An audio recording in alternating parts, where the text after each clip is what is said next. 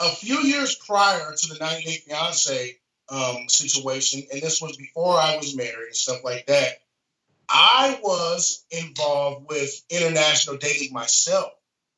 Okay, now, and something else I want to put out there, between me and my brother, I was the first one that was dating internationally.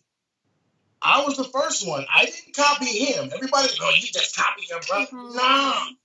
And even my brother will tell you, I was the first one. And my brother was always telling me, yeah, right, that's a scam. That's a scam. Because you got to realize, this was years ago. This was before WhatsApp, before Skype and all that stuff. You had to just trust what you were seeing from face value. This is when I was getting into international dating, okay? And my brother, if anybody has seen the live interview that I did, I explained about how I was really deeply into this Nigerian girl, and my brother figured out that it was a scam, and I was, but the whole time he was telling me, I don't know, dude, that's a scam, and you better double check, don't give her no more of your information. I mean, this girl knew my first name, last name, and the only thing she didn't know was my social, and I was damn near finna give her that.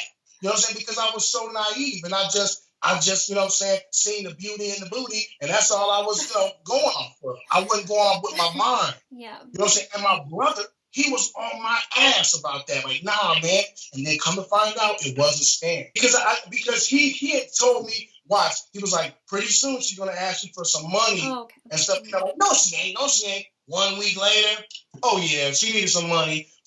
All of a sudden, I guess, like, somebody in her family, she's like, oh, yeah, my family's sick and I need some money. And then when I couldn't do that, then she went down on her price. She was like, well, I need a phone.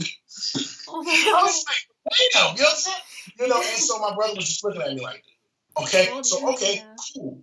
He was right about that. Yeah. Now, fast forward 6 years later, my brother's doing the same thing. Yeah.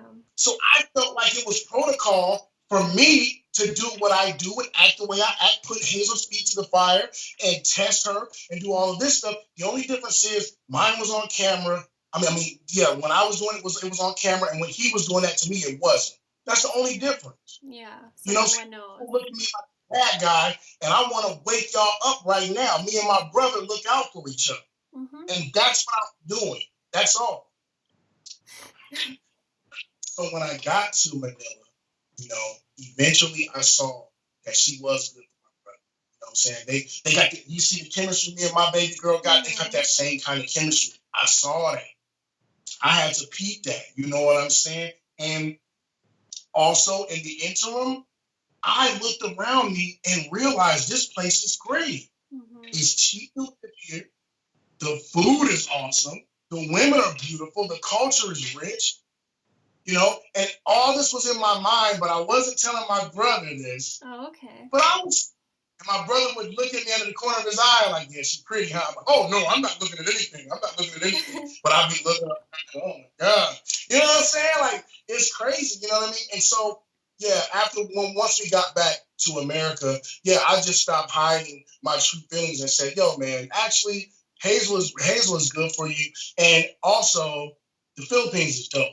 I just told him straight up, I like it, bro. He's like, yeah.